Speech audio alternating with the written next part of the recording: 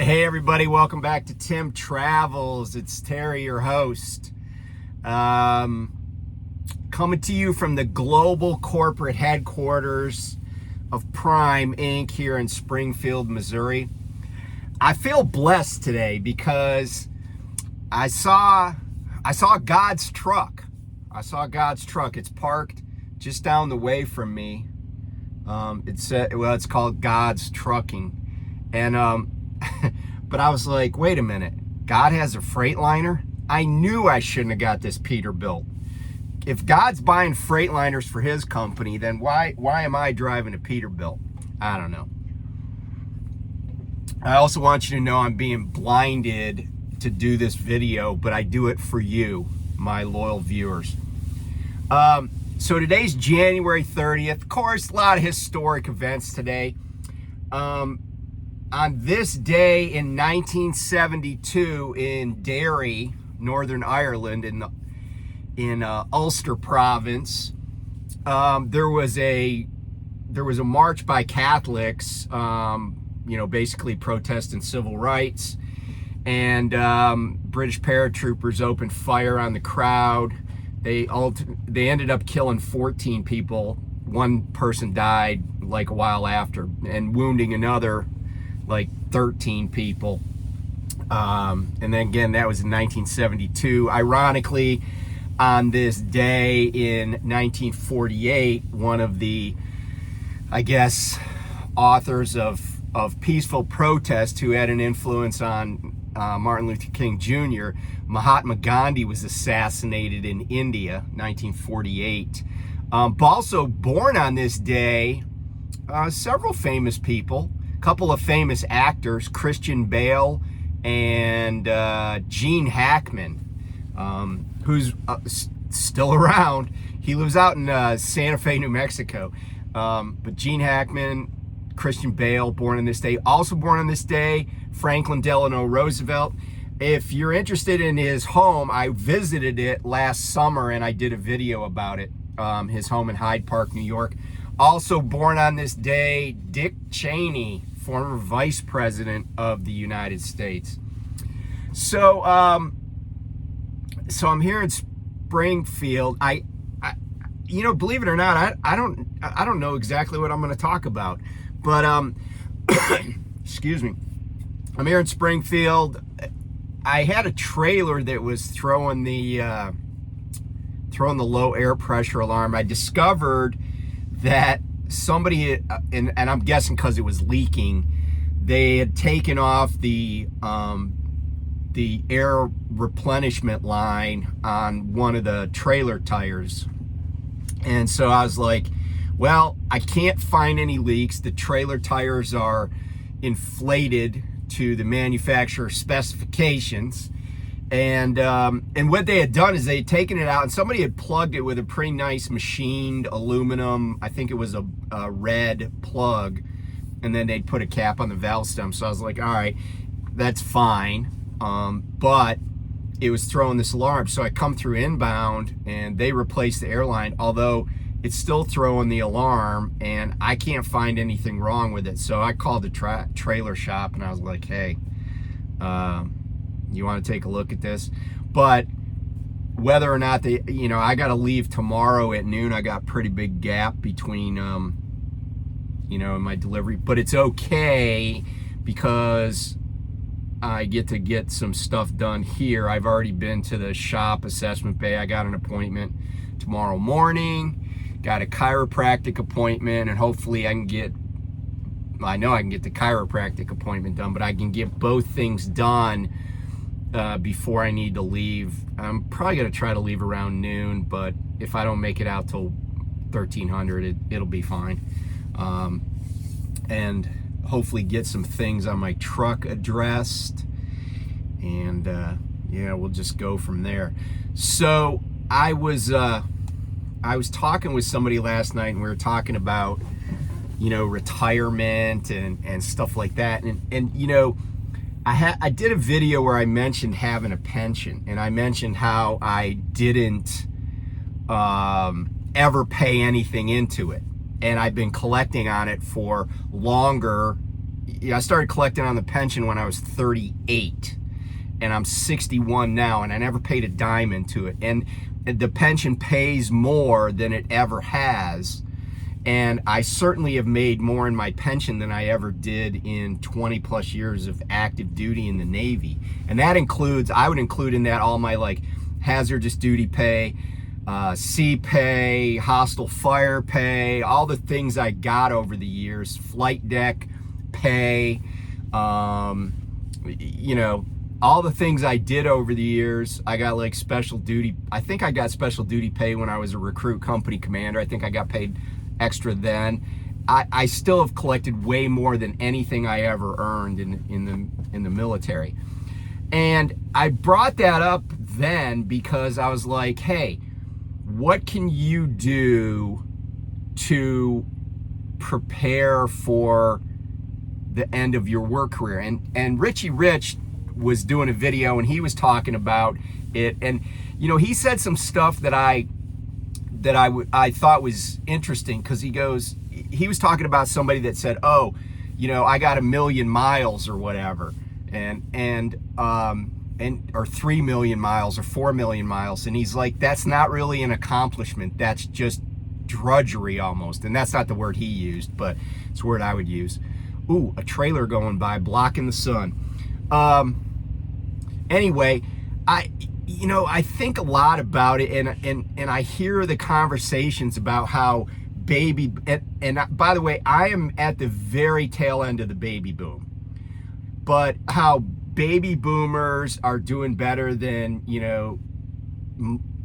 baby boomers, I guess Gen X are doing better than Gen Z, and then I'm not sure where millennials come in. Maybe millennials are Gen Z, I don't know. But here's the thing. If I look back at my parents' generation, and my dad was born in 1927, my mom was born in 1930. By the way, that's when the year Gene Hackman was born. But if I look back on that, I say, well, what is it that created their lifestyle and the security that they felt? And I gotta say that the answer is that companies were more willing to take care of people. And you may have heard the name or the phrase company town. Well, company town didn't just mean that a lot of people worked at a company. Company town came from the fact that companies actually built houses for people, so that workers would come and work for them, and these workers could get these houses for very little money and be able to live close to work. And in fact, I lived in a house. I used to live in a place in Newport News, Virginia called Hilton Village. And Hilton Village was a 100-acre tract with both duplexes and single-family homes. And there was also an elementary school in that tract. All of that housing was built for shipyard workers who worked at Newport News Shipbuilding, which is still there, still down the road in Newport News, during World War I. The elementary school that was right in the neighborhood was built in 1919. So just after the war. But that whole area is now a historic district. It's a little bit gentrified, but it was still, it was kind of funny. Like, you'd have a neighbor that was a carpenter on one side and another neighbor that was like a lawyer on another, because they're cool houses and they were built well, and they got slate roofs, hardwood floors. Now my immediate next door neighbor, because we lived in a duplex, she was a stripper. So a single mom, and that is absolutely true. That is absolutely true.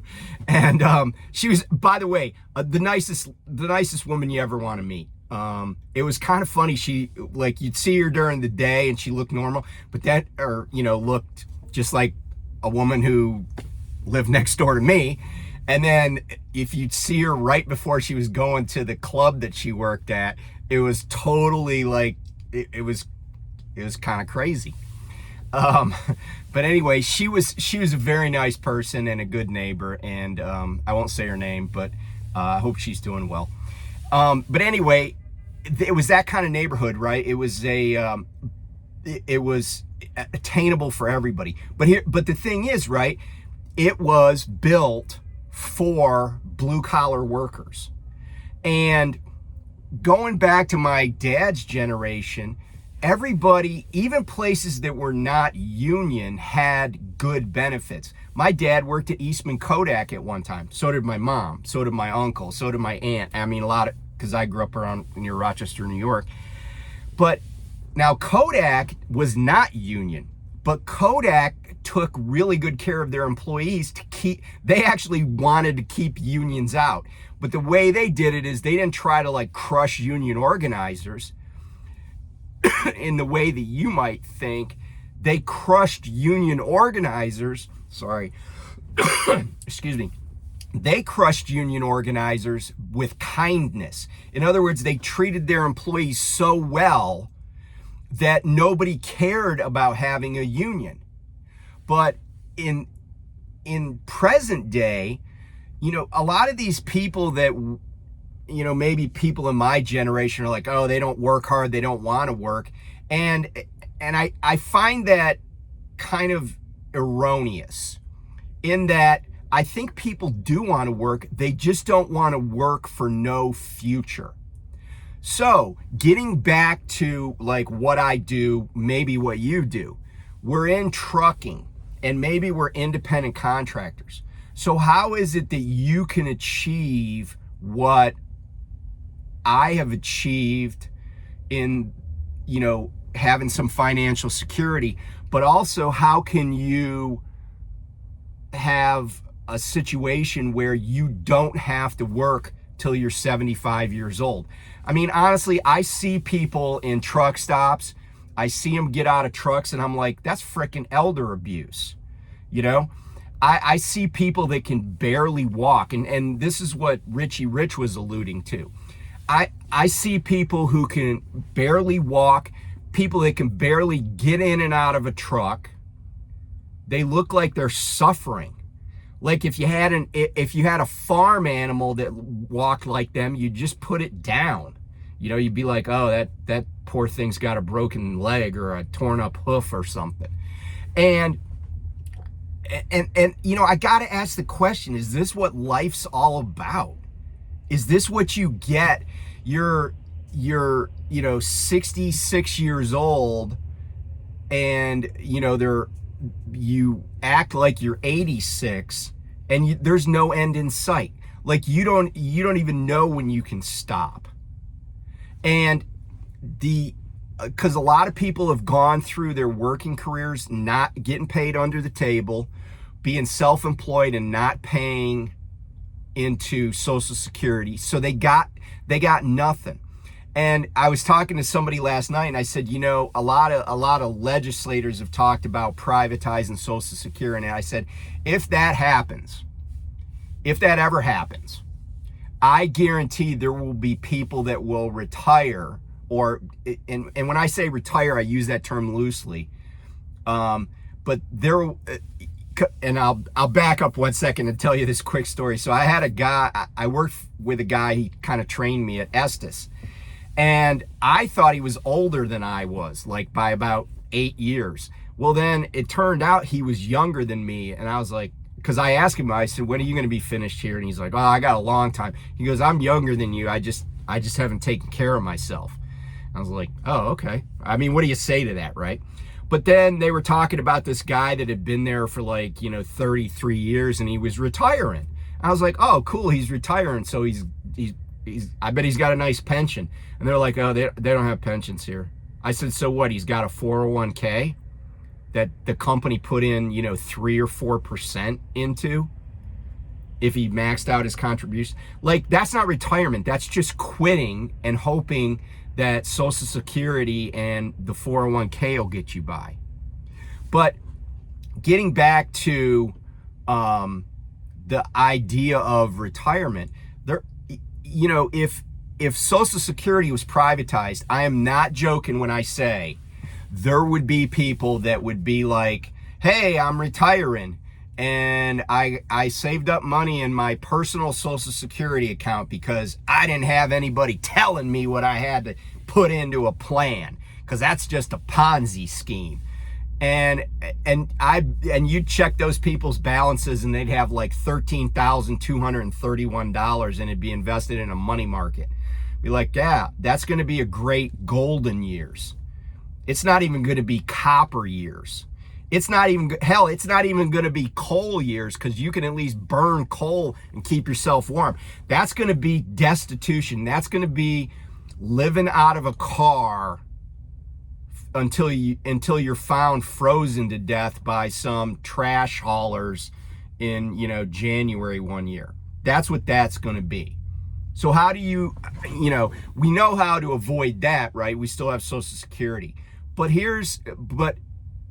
But living on just Social Security, which is something that a lot of Americans do because they never put anything else aside because it's so hard. I'm not saying these people are financially not disciplined. I'm saying that the American worker oftentimes barely makes enough to survive for years. People go 40 years of working and they never really have a safety net. They are living paycheck to paycheck for 40 years, 50 years. Like, how pathetic, and I don't mean that in a pejorative term, but how pathetic is it that there are people that are 66, 68 years old and their bodies are shot. They can't do what their career was, but they got to take a job greeting at Walmart or, and then if the Walmart supervisors are like kind enough, they'll be like, oh, let's give you like a bar stool to sit on while you say hi to people and check their receipts. Or, like, have you ever gone into McDonald's and there's like some 80-year-old woman in there wiping tables? Is that, I mean, and people will play it off and say, oh, she just loves people. Well, my dog loves people, but she just hangs out in the living room and asks people to pet her, right? Why do people find themselves in that situation? And the answer is because they don't prepare when they're younger. And I prepared. I mean, I gotta admit, I was totally undisciplined when it comes to finances. But what I did do is maintain a career where I knew there was something at the end. And not only is it cash, which I get every month just for having a pulse, but I have really good medical benefits. And when I say really good, I don't go to the doctor that much, but what I really mean is really cheap medical benefits. And that's been the case for years, and it covered my whole family. And I mean, that's not something most Americans have. So this is partially my pitch for, like, if you're young and you got nothing else to do, or even if you do have something else to do, investing, it's kind of funny. I was talking to this friend last night and he was like, man, how long were you in the Navy? I said 20 years, 6 months, and 26 days. And he said, dang, that's a long time. I don't know how people do that. And guess what? He's 38 years old. I retired when I was 38.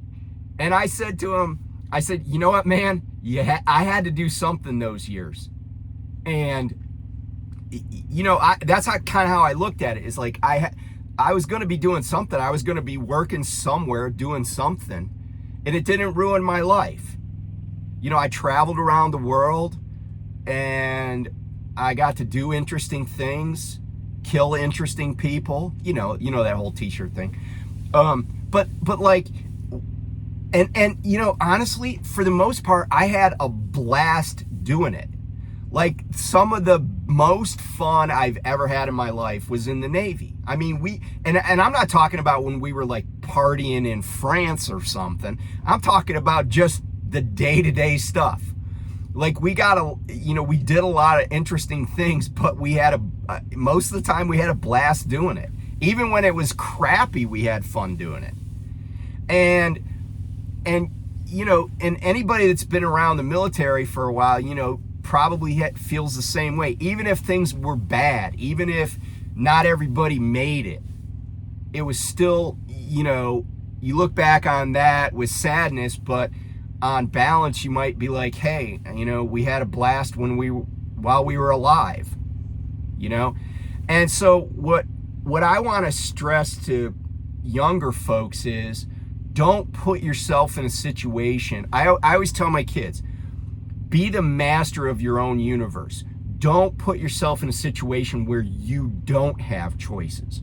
I don't think, and getting back to what Richie was saying, I don't think there's anything super honorable, and maybe honorable is not the right word, but super awesome about driving a truck for like 45 years. I feel like there's more to life than that. But driving a truck can be your ticket to other things. There are people out here driving a truck there's a lot of people out here with bachelor's degrees. There's a lot of people that this pays more than what they could make with a bachelor's, which, by the way, is not an indictment of getting a bachelor's degree. College education still matters. It just doesn't matter in the way people had hoped. But the person who comes out here and runs a truck for, 6 years and is smart with their money, maybe they're single, maybe they're just living on the truck. But even if they have a wife and kids at home, they can, and this is kind of like going back to the military. In the military, there's family separation, there's long hours. It's kind of sometimes it's a thankless job, but on the back end, you sometimes you do it because on the back end it's going to have paid off. But here's what I'm stressing: don't do this job that puts a strain on your family, is not great for your health. Even, you got to take care of yourself. Is long hours. It's thankless sometimes. You work for companies that don't really give a crap about you. You go to shippers and receivers that hate you for some reason. You carry everything that Americans use, including the stuff that went into building their house, excuse me, and they're still pissed that you're on public highways. Don't put up with all that this job entails and have nothing to show for it. Make your own pension. And the way you do that is by being disciplined. Some people are opposed to 401ks. I will tell you, though, that 401ks are a good vehicle for investing, money if you're getting a match and stuff like that. But I will also tell you that 401ks are fraught with high fees and stuff that eats away at your investment, at your gains. So if you poured money into a 401k, that's okay. But when you leave that company, move it. Don't just let it sit. Move the money to an IRA. Hopefully it's a Roth 401k. You can move to a Roth IRA and control the money yourself and get it into a very low cost fund with a discount brokerage, like say a Fidelity or something. And I'm not repping Fidelity here. I'm just saying they have a lot of low cost options, because the custodians of 401ks make bank, right? They make bank, and it's all fees and everything. So what you're hoping is you get some gain, you got excuse me, some company match, and you just pour money into it. And if you want to do it pre-tax, it's a regular 401k. If you want to do it post-tax, Roth 401k. That's the way to set, and then you can move that money and set yourself up. The other thing, though, is having additional opportunities and investments, because remember, with a qualified account like a 401k, an IRA, a SEP IRA, any of that stuff, simple IRA, you can't take any of that money until you're 59 and a half without a penalty. Now, people can borrow against 401ks, and those numbers are way up over the last year and a half, and that's a troubling sign. Borrowing from a 401k it should not be your emergency fund, because it's fraught with peril in that if you don't properly pay the money back, there are huge penalties for those distributions and taxes also. So you want to try to avoid that. You want to try to put yourself in a position where you can sustain what you've done and then move on from trucking and go to the next adventure. Now, let me say this. If you just really enjoy this, then do it. I enjoy it, do it. But know that there's going to come an end to it. I have a plan for when my trucking career is going to end. And I put money away, notwithstanding that I have a pension, that I get money every month, I still put money away in my own investments in order to have another pile of cash. And I already know what my Social Security benefits will pay. So I'm encouraging all of you to have a plan. And it can start small. Did you know you can buy mutual funds for you could put money into mutual funds if you want to. You could do it for very little money, or you could buy individual stocks. And I talked about dividend paying stocks before, and somebody was like, well, that's risky, blah, blah, blah. And I'm like, do you really think buying Coke stock directly through the custodian is risky? I personally support my Coke stock every single minute of every single day. I mean, and I get nervous on the road. I'm like chain drinking Diet Cokes, right? And